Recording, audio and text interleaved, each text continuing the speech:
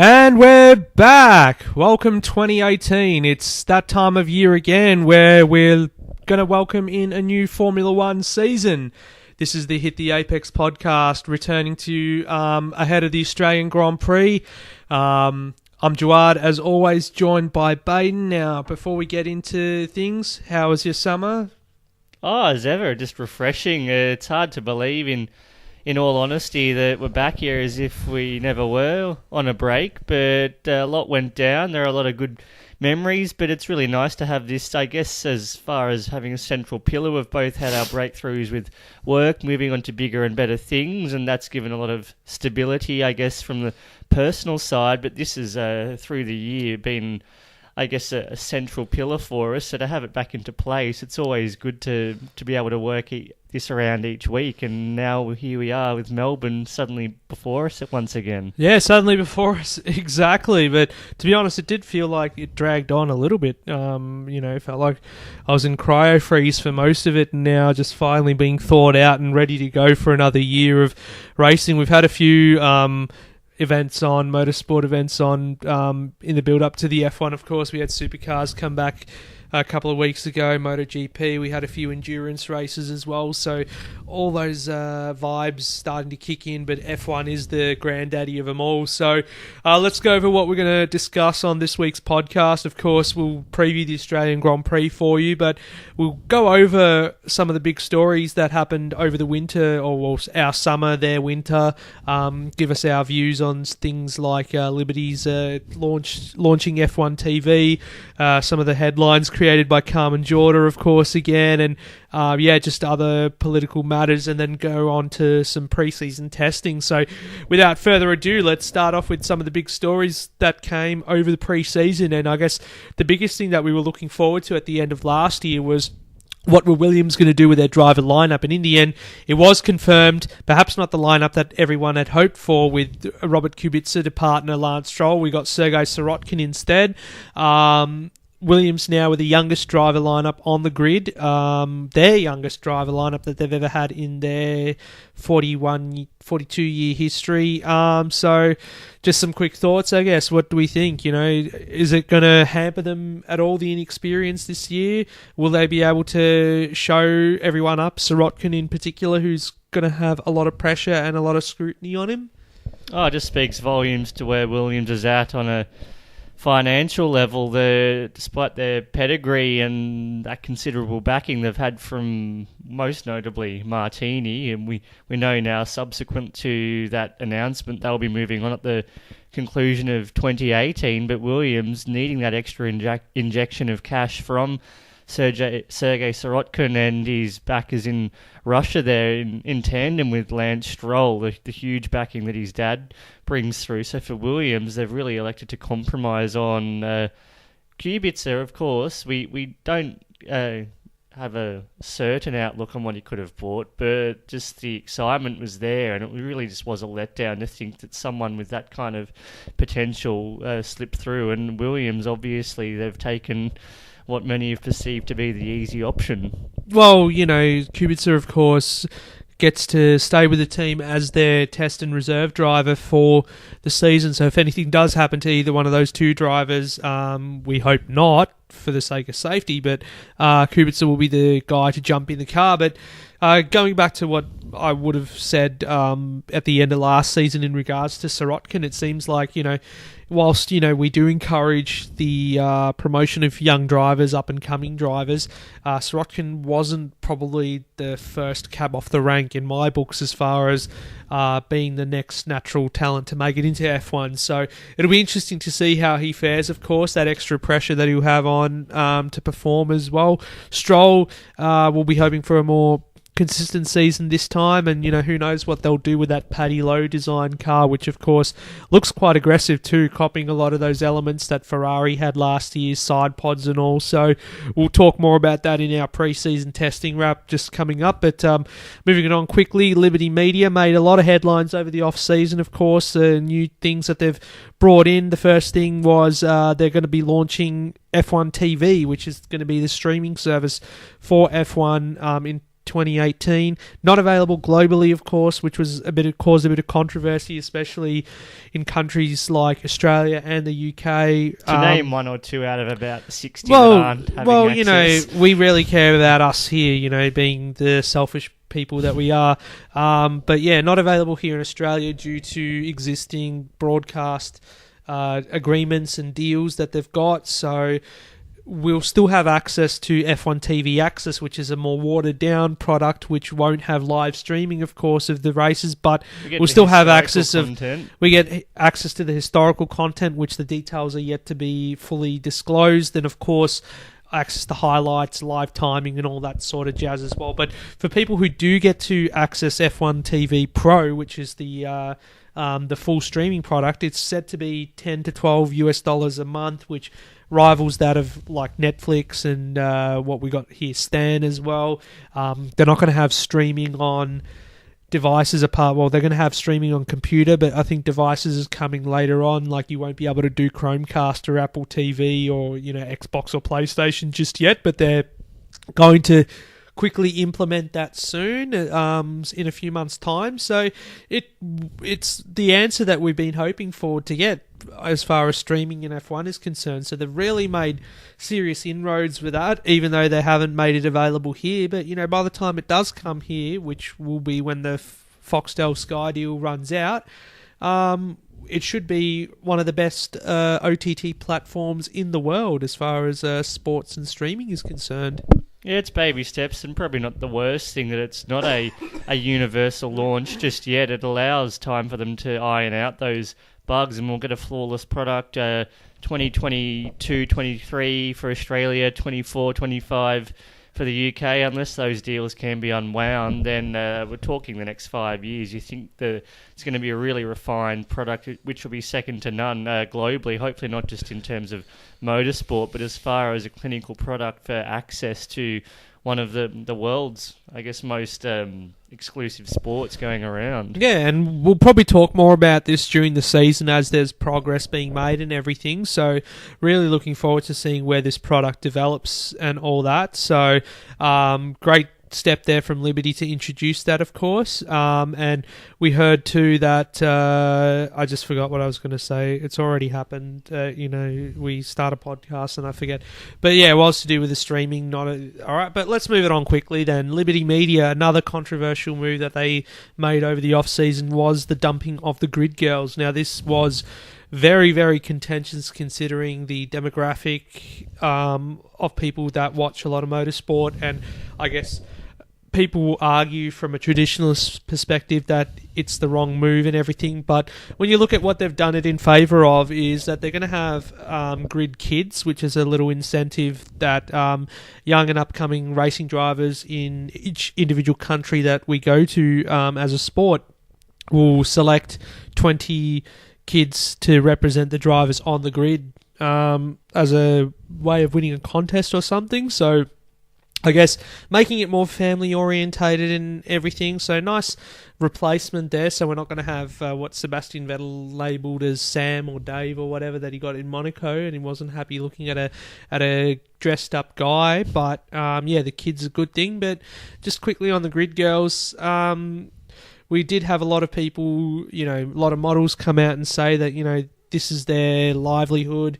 They choose to do this, and in the F1 world, when you look at grid girls, they're not as sexualized as other sports are. I'd take a look at the Monster Energy girls that they have in MotoGP and other Moto two-wheeled related sports. They're a lot more, I guess, scantily clad, if anything. Leaves little to the imagination in contrast to F1. Whereas F1 is a bit more respectable. So, when you look at F1 grid girls, you don't really immediately think that. You just think that they represent, the sport. They're there representing the drivers.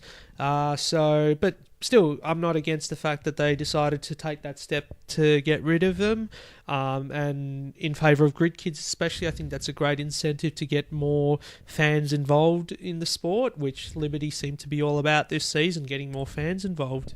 Yeah, it's a good compromise. Obviously, there's always going to be a faction which isn't pleased, and for sure for those ones who maybe use it as a springboard to their career in the modelling industry, then they've got to look for alternative streams, but I'm sure that they will still be looked after based on at least the ones in the past. They're clearly going to go on to bigger and better things, and for the kids, it gets another generation through, and who knows what their own future in the sport might be, whether it's on that fashion modelling side, or it gets them into a genuine interest in the sport in their own right. Yeah, exactly. Young up-and-coming racing drivers, hopefully. Whilst we're on that topic, we had Carmen Jorda creating headlines again, having tested a Formula E car a couple of weeks ago. She came out and said that Formula E is a much more easy category to drive than F1, and women should be targeting that as their future rather than F1. And a lot of people, pretty much everyone, had an opinion about this, blasting her, saying that, that's absolutely outrageous. We had female drivers such as Simona Di Silvestro come out and say that, she, especially her, that's probably the best example. She's driven in multiple categories, driven F1 cars, Indy cars, Formula E cars, and now currently the V8 supercars, which is one of the most grueling categories on the planet. And she seems to be doing all right. So, why someone like Jorda, who the FIA have appointed as, a ambassador for women in motorsport, is coming out and saying that, they should be lowering their expectations as far as where they can go as far in a career. It's just pathetic. Well, clearly Carmen Jorda is the best talent from F1 females of all time. So what she's saying is that if she can't make it, nobody can. So she's got a pretty high opinion of herself in that case. Pretty much. And this is someone with a CV as glamorous as Esteban Gutierrez, for example, though I think Gutierrez... Even that's being generous. I think Guti would be ashamed to have that comparison. Oh, true, because he actually drove an F1 car in a Grand Prix, whereas Jorda hasn't even tested one at a Grand Prix weekend or whatever. So, and her junior Formula record is, it's abysmal. She's making up the numbers essentially wherever she goes. Well, she never made it to GP2 or F2. I think she was there in GP3, and really never made an impact there. So, how someone like that can make those sort of remarks and whatnot, and not think about the fierce competitors that have come before her. We look at Susie Wolff, for example, who was Williams' reserve driver, test driver at one point. Simona, as we said before. And then look in the US, drivers like Danica Patrick, Pippa Mann as well, Catherine Legg, who's from the UK and does a lot of GT racing and has raced in Formula E before as well. The list can go on. And, look here in Australia, Molly Taylor, who was Australian rally champion a couple of years back as well. So, someone like Jorda just probably needs to do her research a little bit better before making those comments, or the FIA really need to reconsider her position as being that ambassador, because an ambassador is someone that you need to look up to, and the way that Jorda's going on is that you wouldn't want to look up to her if you're going to fill people with those sort of expectations. Yeah, they'll be calling her head into line pretty swiftly, and if not, then they'll be looking for someone like a Simona Di Silvestro, and who knows, perhaps reigniting any kind of cause for her, or someone of that ilk who's genuinely going to give it a crack and not, bail at the first sign of trouble and spout some sort of egotistical rhetoric like we've seen now on repeated occasions from Carmen Jorda. Exactly. It's not the first time that we've heard controversy come from her. So, last point that we wanted to make before we go into pre-season testing, and this was following the move of that Charles Budkowski from the FIA to Renault at the end of last year. FIA Deputy Race Director Laurent Mekies is set to join Ferrari later this year as well, and what has caused us about this appointment is the fact that after Budkowski left the FIA to go join Renault, there was a gentleman's agreement between all the teams that they would not go after any other FIA representatives, because you go from being gamekeeper to, what's the word poacher? Phrase? From poacher to being the gamekeeper. So going from being one of the rule makers to actually a team. And of course that has a lot of exploits involved in there as well, because obviously being an FIA delegate, you have access to pretty much privileges and information and everything. So it does make these guys really sought after. But what it's left the FIA in is a bit of a hole because Mecky's pretty much replaced Herbie Blash, who retired at the end of 2016. So this guy's only been in this position for not even a year, and already he's going to be going on gardening leave now up until his appointment in September to Ferrari, where he's going to be answering to Matteo Binotto in the technical department. So what do the FIA do as far as getting a deputy race director? They need one this weekend, so let's all put our hands up on. I think maybe like Bernie Eccleston or Ron Dennis have been out of a job for a while, so they'd be quite willing to step into the breach. Oh yeah, I thought Bernie was happy to where he was, and Ron, who knows where Ron is. Oh, Ron can always be found. Where there's a Ron, there's a way. Ron would be, I guess, using a bell to signal the start of a race or something very antiquated. Like that. And all formal and corporate. Gentlemen, start your engines. So that's about it for the winter, for our winter news. We'll move it on. Pre-season testing, and of course only 8 days of testing, if you even want to call it 8 days of testing, because snow and wet weather wiped out the first test pretty much, so we didn't really get a good reading from that test. But the final 4 days in Barcelona, everyone went all out. Ferrari, of course, the quickest. Mercedes went the furthest, as it was last year, the scenario.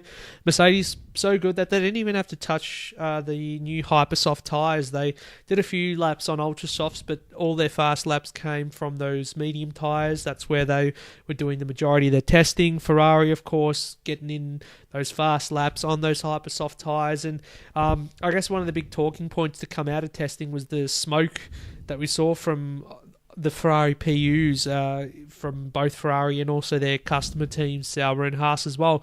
And that was explained to be as a result of the oil burning ban, the fact that they're not doing that anymore, which the FIA banned at the end of last year. That caused the smoke to come out of their engine. So nothing sinister, it's just the fact that it's a lot more messier for them. And people talking up the side that it's not a great look for the green cause as much as it's harmless. The idea of seeing some noxious gas going off, it must be a really bad sign that F1's getting back into its roots. Oh yeah, being those anti-environmental trains that burn coal and emissions and this and that. Let's replace the hybrid V6s with diesel engines and like steam trains. Volkswagen basically sends its regards. Oh yeah, then that's one way of getting Porsche and Volkswagen involved into Formula One. Oops, that's not a nice thing to say. Anyway, so the next big point was McLaren. Of course, their not reunion, but a union with Renault, hampered by reliability. Let's not really say much more because it's the same rhetoric as last year, just little finger issues. It seems that they had problems with oil leaks, just reliability of trying to marry the Renault power unit with their chassis. It hampered the debut a little bit, but they still, when they were able to run, they had good pace, which was encouraging to see. Not, of Mercedes and Ferrari style, but, they were able to get some solid lap times out. It's just about reliability, the big question. I still think they're 12 months away from being legitimately race in, race out at a level where they're happy and they're going to be viable to sponsors, I guess, has been the big shortfall. Seen even on that gorgeous livery that it is quite bereft of the commercial tie-up. So you'd think that this year it's just going to be finding their feet with Renault, and we'll see probably the next 6 months or so Red Bull phasing out, and they'll become alongside Toro Rosso, I guess, the factory Honda outfit, and McLaren will have had that time to develop a relationship with Renault and have the car fully integrated to it. So I think this year just a little bit more patience. It's not going to be the melee of 2015 and 2017. Well, that's what you'd hope. We can't be going to Melbourne and saying they're going to be third or something like that. Oh, yeah, as long as they're getting the results this year, that's probably the main thing, and it's hard to make a prediction at this stage of what they will do, but we'll look at more of that come the Australia preview soon. But speaking of Red Bull, they enjoy their best pre-season, you could say, since the start of the hybrid era. So this all started when they launched their car. They decided to launch it early, do it in the launch, do it the testing spec as well. They came to Barcelona. They didn't have any issues, apart from a couple of issues when Max Verstappen was in the car. but, you know, they were able to be quick. They even got the heads of Ferrari and Mercedes turning as well, saying that, they could potentially be in the mix come Melbourne as well. So, you know, this is, I guess, something, if this translates into form at the start of the year, I guess this is what Red Bull have needed since the start of the hybrid era, is that the fact they've not hit the ground running come Melbourne, they've always had reliability problems or lack of pace. So if come Melbourne in a couple of days' time, will they be on the ball straight away? And this could be what they need to be able to mount a championship challenge as well, which they haven't been able to do. Yeah, it doesn't take long, even those flyaways, just having that momentum. They don't have to win them all, but just the momentum, purely their consistency, podiums, and not getting bogged down. I guess reliability last year really did hurt them in the first half, and then Ricciardo in the second half had his own share of issues, and Red Bull probably got its act together in the final third of the season, ironically, in terms of pace when they were able to stay on you had track. Verstappen win 2 races in that time, so Malaysia and Mexico. I think Red Bull, if they can sustain that kind of performance from the outset, then they'll be very much in the hunt. Exactly, and on the driver front, they're pretty solid there with both Verstappen and Ricciardo, and Ricciardo, of course, chasing a new contract as well for next year, but more on that, I guess, as the season unfolds. Whilst most of the attention during pre-season was on McLaren and their reliability or lack thereof, Honda was quietly making progress with Toro Rosso over the off-season, and they accumulated a lot of laps, the most laps that Honda have done since coming back to the sport in 2015.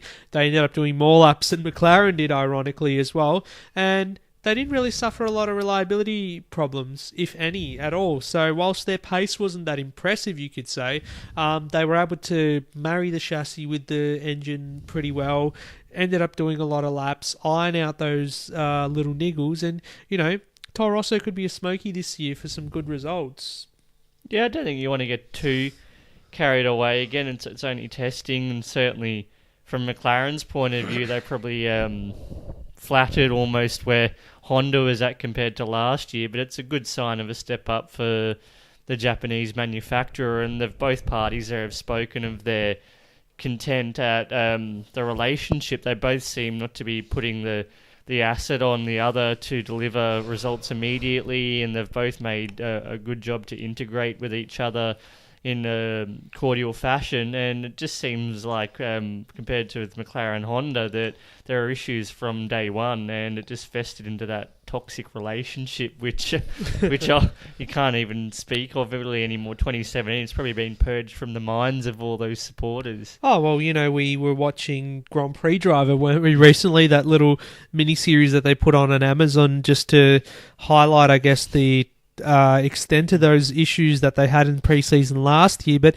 yeah, as far as Toro Rosso and Honda are concerned, we sort of predicted that this could be the case. The fact that, you know, with less scrutiny, they might be able to work a little bit better together with Toro Rosso, and the fact that Toro Rosso have come out and said that, you know, Honda are much more flexible and open as a engine manufacturer has helped them, and it's allowed for that, I guess, cohesion between the two parties. So we'll wait and see what happens anyway at the first race. And both drivers, Pierre Gasly and Brendan Hartley, yet to score points in F1 despite doing those races at the end of last year where we had the Renault unreliability.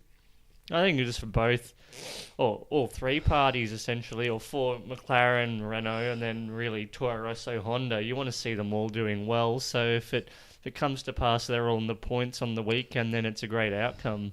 Exactly. So going back to Renault, the factory team, they've made some inroads not some inroads, plenty of inroads over the off-season. Could be chasing fourth in the Constructors' Championship this year, we hope. Their pace was good, you know, nothing breathtaking, and also they were reliable on their own. So, yeah, you know, they've got an innovative car there. I mean, we were looking a lot at the new diffuser that they've got on their car, the blown diffuser. They've gone back to that old idea of the blown diffuser or whatever, even though the way that they changed the diffuser for the hybrid era, having that single exhaust, was supposed to outlaw that. But what they've done is they've heat-proofed their rear wing and had their rear diffuser on an angle facing up, so any exhaust gases from there can be used on that heat-proofed rear wing to generate more downforce. So, it'll be a surprising thing to look at over the season is how that gives them an advantage if it does, and if teams decide to copy them or thwart them. No, they'll protest the moment Renault looks like they might win a race, as they all do. It's too complicated to invest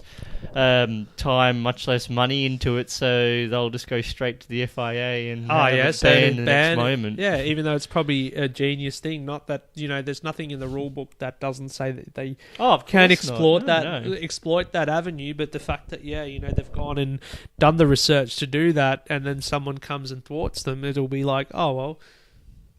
So good on Renault for doing that. We look forward to see what they do.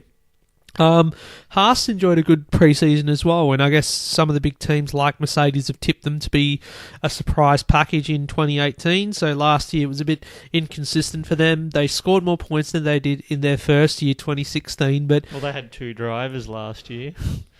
Touche, yes they did. Kevin Magnussen and Roman Grosjean. First season they only had the single driver. They did, with just Grosjean on his own having to do the work. But what can we expect from Haas this year? We would be hoping that they'd be in the midst of that midfield, being able to score more points at the sharper end of the midfield.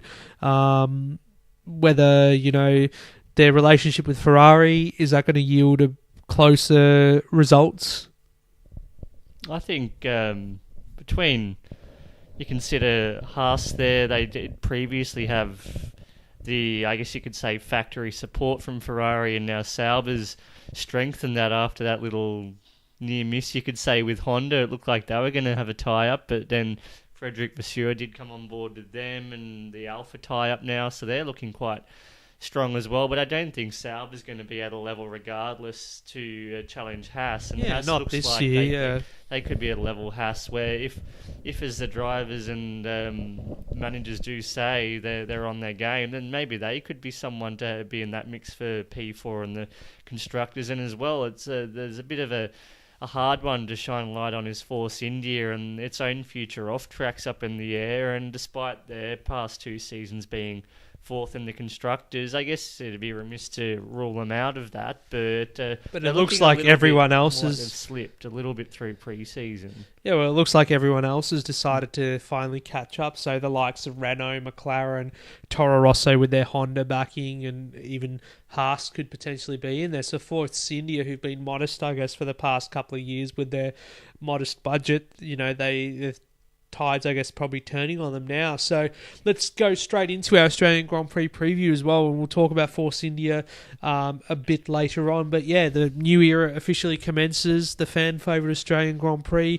Boy, we love it when, you walk around your own neighbourhood in your own city and you see all those advertisements. And, today I saw one of the V8 supercars in the middle of the city or whatever, Cam Waters' Ford Falcon sitting there. So that was pretty cool. And yeah, come Thursday, you could probably hear the 2-seater V10 from here as well every morning. So yeah, it's just an awesome feeling. And I guess the big point to raise as well is that this will be the first full race to be contested with the Halo on board. We haven't really talked about it much because it really hasn't had much impact over the pre-season. It's just, we had all that hype about it, the fact that it looks ugly, etc., etc. But, now it's been put on. We haven't really taken much notice of it. So I guess the first race will be the test to see what will happen. I'm sure there'll be people complaining from the grandstands or watching on TV who will say that they can't pick out who the driver is. But more importantly, because we're talking function more than fashion, is that will it be put to the test in a racing situation? Are we going to have an accident where, the halo will be tested?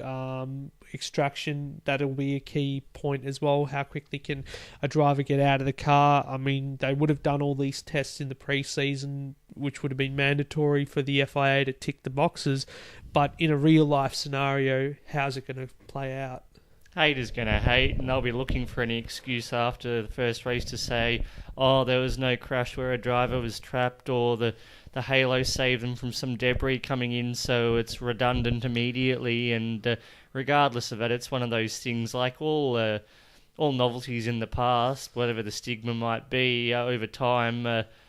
I guess not everything, like we had that ill-fated qualifying, which no one remembers, but some things do stay when they're initially polarising and absolutely loathed, and a lot of other ones, they come through and they're accepted after a time. So this is one of those, I guess, hallmark transformations for the sport that people will adapt to it over time, and I'm sure after 4 or 5 races it'll be as if nothing was ever changed in the first instance. The fact that now all the junior formulas have also adapted it, so we'll see F2 with it, some of the F3 categories as well around the world will have them on board as well, and Formula E's Gen 2 car, which was unveiled not too long ago as well, striking looking thing as well, that's been included with a halo as well. So it looks like the FIA is trying to, use that as a convergence for all of its categories, that they all use the same safety device. But anyway, we'll move on from the halo. But weather-wise, wet weather tipped for Friday onwards. So when practice starts, and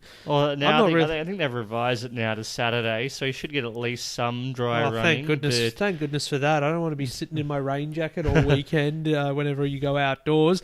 But wet weather. I mean, it's not uncommon that we get it here in Australia, but during the Grand Prix. But you'd want the first race to be in the dry sunshine, and everyone putting the foot to the floor and getting the maximum out of there. And I guess one point to bring up, if we do have a wet race on Sunday and if there's any red flags, it'll be the first time we get to see standing restarts after red flags as well. And we saw the drivers practicing this during the pre-season in Barcelona, and some drivers like Romain Grosjean coming out and saying that it will cause trouble, no doubt, the fact that they have to restart the race on the grid rather than a rolling restart. It's going to make drivers a little bit more edgy, and they're going to be looking at gamesmanship, and it's going to just chaos will breed chaos essentially. It could be another one of those things like the what do you call it, elimination qualifying, where you find that it's given one run and that's phased out. Well, who knows? It could be one of those things that they just revert immediately. But that's only if we do have a red flag situation, which is not very.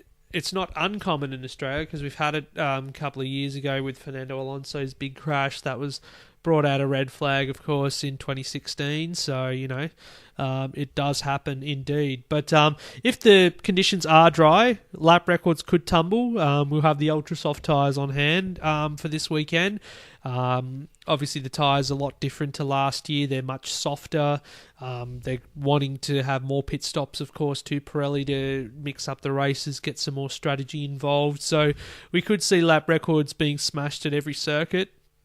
I think, the cars, honestly, based on Ferrari at Barcelona, an indication when they are going at full tilt that over the whole hybrid era, just in terms of year on year, it's going to be the biggest jump over an off-season to what we get across the course of 2018. Who knows if that means we'll be getting cars at Melbourne this weekend troubling maybe a 120. I think 122.1 was the record from Hamilton in 2017. So based on that leap Ferrari did show on the Hypersoft, wasn't it, at Barcelona, then it's possible they could be gaining a second on the previous record. They could be, yeah, and they're saying too that the cars will be able to overtake a lot more as well this year as well, so that'll be great to see, because last year I guess one of the big complaints was the fact that there was not a lot of overtaking, even though you had to sort of earn it a bit more than you did previously. So yeah, organisers well predicting that we could have the biggest ever crowd at Albert Park just off the ticket sales that they've had too, so that'll be great too for the Australian Grand Prix event. Already run into a few people in town who've come from out of town, from overseas. I mean, I've heard that they've got cheap airfares at the moment from the UK to come to Australia, so I guess that's incentive enough to come and watch Lewis Hamilton, of course, the only Brit on the grid this year as well for Formula One, but also the reigning world champion. Yeah, I think just the whole fever and the hype, and Liberty's put a best foot forward, you could say, to promote not just here, but every race. It'll be turned into that notional 21 Super Bowls, however many races comprise the calendar there, but we're going to see that real pendulum effect, and there'll be a real momentum across the the season and get more fans in, get those who maybe were wavering back on board. And I think, it's once in every few years you get that sense of renewal, and this could be the start of, I guess, where Formula One, after a few years of maybe wavering, just not quite sure of what it wants to be, that maybe this can be the year where it really defines its next era afresh with new owners. I guess the Halo introduces a new era of Formula One from its completely open in the past. So I think there's a lot of promise for the future. Yeah, definitely. And of course, the 21 Super Bowl idea as well. And 21 races will be contesting this season too. So let's look at some of the stats there. And we've got 3 multiple winners on the grid for this year. Hamilton, Vettel and Kimi Räikkönen on 2 wins apiece there in Australia. Sebastian, of course, won the race last year. Alonso, the only other winner of the event on the grid. He won just once. But, what are the chances this weekend? You said probably not very likely, but maybe in the wet, if it's a wet race on Sunday, could we see a little sneaky win from Fernando there? And McLaren, of course, coming out this week saying that they have fixed those reliability problems from Barcelona, so that'll be interesting to see whether their car breaks down on the first lap or not during free practice.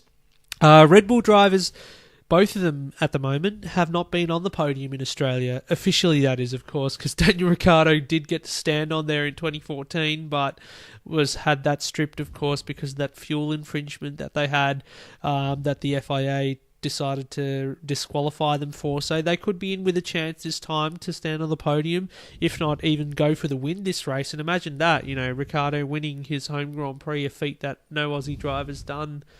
Well, even getting on the podium would be a good start point, I guess. Mark Webber nearly had much luck, never really did have much fortune, and Ricciardo, the one time he gets on the podium, it is disqualified, so it'd be a good start even if it was just a second or a third. And just to get that confidence too for the rest of the year, get a good result to start off with.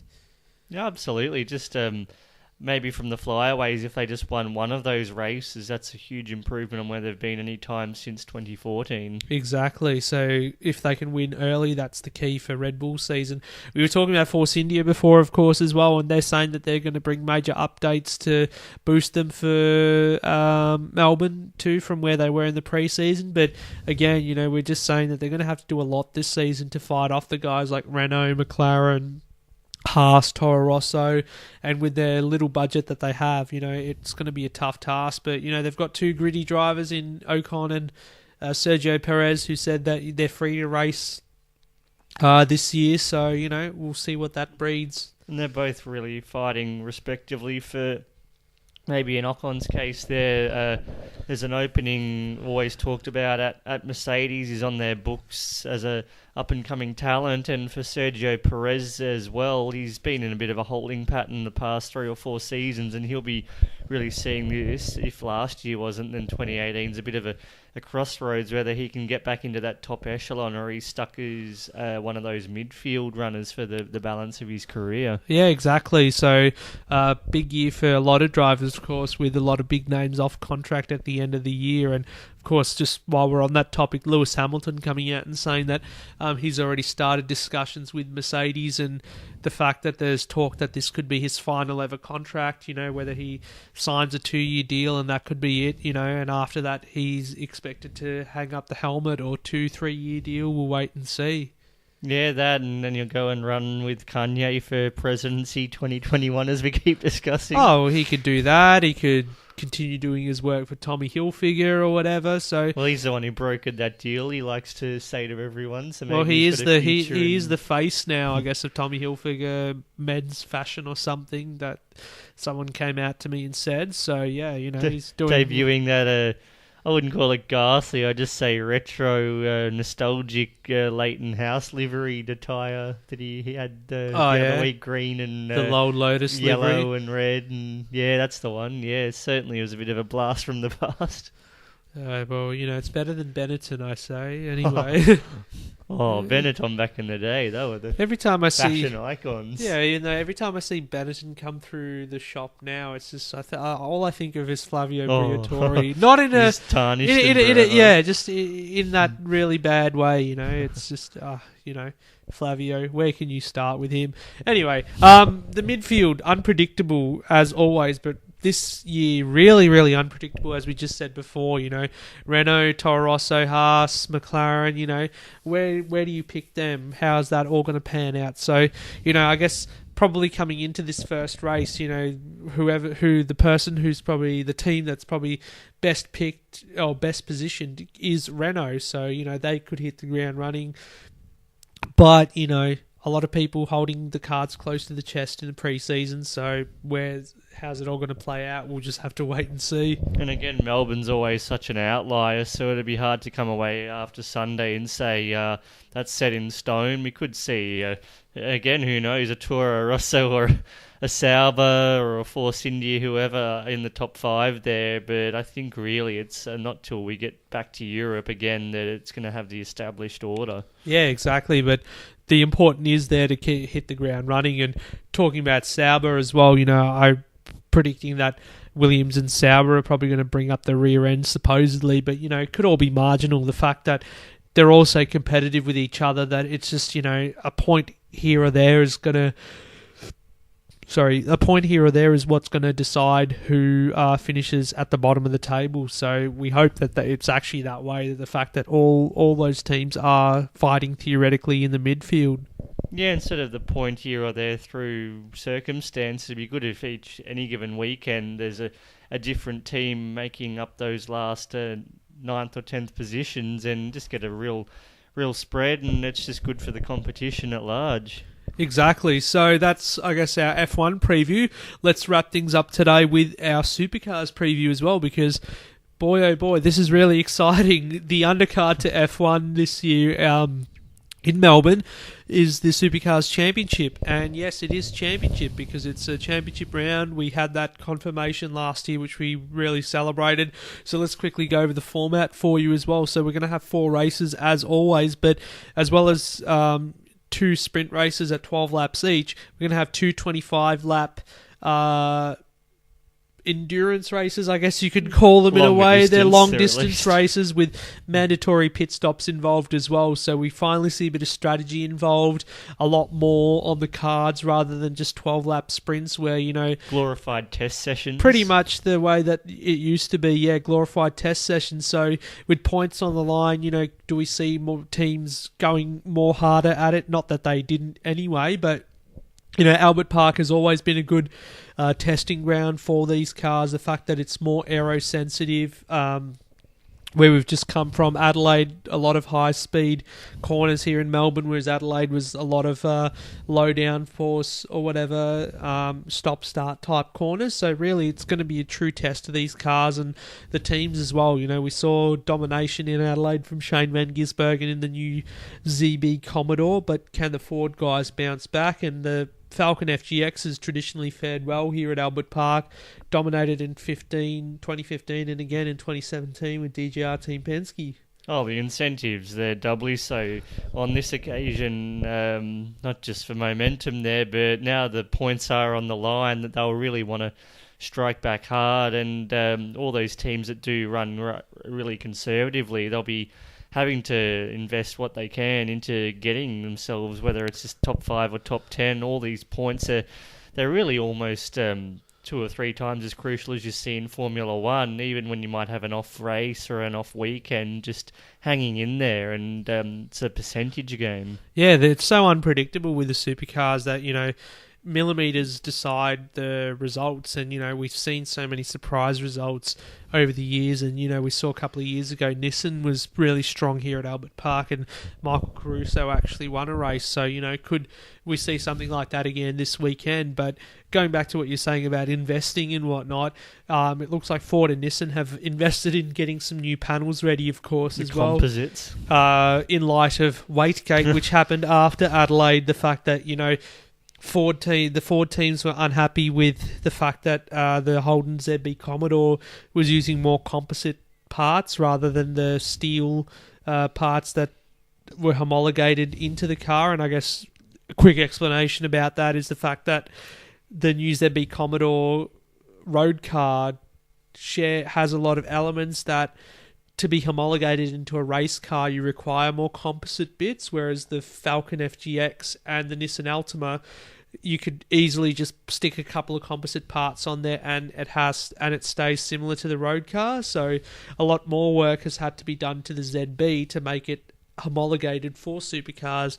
And that's what's caused the disparity there. It's a bit of a misnomer in this transitional period, though. Like, surely when the next Ford iteration, whether it's a Mustang or GT, whatever it ends up being, and that's got the same deal with composites. It's just the timing that they've elected to delay it, so you can't really, with one hand tied behind your back, say that it's unfair, it's fair. Well, the thing is, if you allow me to get into this little discussion, I don't think it's ever going to be the same as what it was. Because no way, there's no going back. No, not in that sense. Hear me out. The fact that now that you've gone for two different type of car altogether, now the Commodore and the Falcon were so similar in every way. That's why it was so equal. So they didn't really have to, when they did the homologation, it was exactly the same parts that they would be changing. It's almost like that they were built on the same production line. Whereas now you've got a European built sedan car, which, has, instead of a proper boot, it's got a hatchback. Racing old school sedan car with a boot, and then of course the roof of the Commodore now is carbon fiber composite, whereas the roof on the Falcon is still steel, and that's what's caused the disparity. So the fact that we're dealing with different body types now, which of course is in the regulations, because that's what Gen 2 is all about in supercars. Gen 2, the one that's barely even come off the ground. Let's talk about it now, because this is the Gen 2 car, the ZB Commodore. So the fact that, we're dealing with two different cars now, expect a bit of disparity. So, yeah, the fact that, the supercars category have allowed Ford and Nissan to not rehomologate, but go and invest in lighter panels and get them onto their car, we should see a bit of equal footing here in Albert Park. And I guess no excuse for Ford now, the fact that they blamed that for their downfall in Adelaide. We should see them back up there if that is, of course, the only issue. Yeah, it just goes to show after testing, when Triple Eight were maybe just having a bit of, I wouldn't say sandbagging as such, but it looked like they weren't quite on the pace. They've come out really and just wiped the floor, or certainly Van Gisbergen did. Whincup had a bit of an off weekend, and Craig Lowndes probably again finding his feet, a bit of an inauspicious 2017 there, but Triple Eight certainly looking like they're ready to go, and for Ford there'll be no excuses if again Triple Eight, even with composite parts attached this weekend, found wanting. So the pressure's on there, and for Triple Eight, just the juggernaut rolls on, and it just shows you if they're again under another car, I guess, and the next few years it's always going to be a bit hard to really get the true picture until they're all operating to the next gen and the next model. But they just roll on, the juggernaut that is Triple Eight. They're just unstoppable, a bit like Mercedes in Formula One. Yeah, and change of rules doesn't really stop them, doesn't it? It just shows the class of the team. But anyway, Albert Park is going to be a real test for those Holden teams. Of course, the high downforce layout, which has suited Ford in the past. Will the ZB succeed there? And I guess teams with a bit of scrutiny will be teams like Walkinshaw, who again showed strength there in Adelaide, but this weekend where they've got their big bosses, or their new big bosses on hand, with Michael Andretti again and Zach Brown being in town with McLaren, can they translate those results over to other circuits? And it'll all start here this weekend at Albert Park.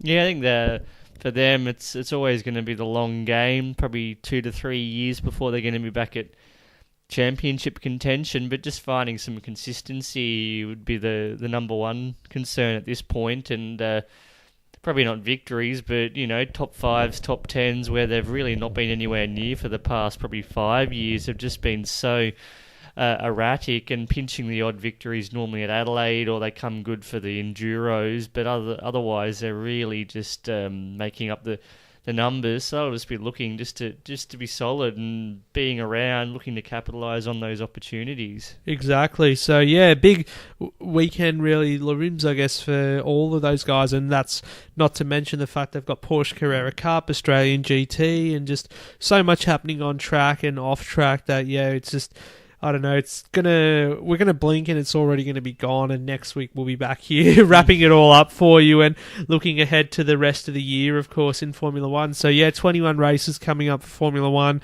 whole season of supercars. We'll talk some MotoGP too as well. Congratulations, Dovizioso, for winning the first race of the year. Classic between he and Marquez again at the end, as they showed last year. So really looking forward to it, covering another year of motorsport and getting some more content out to you guys. So thanks for getting on board.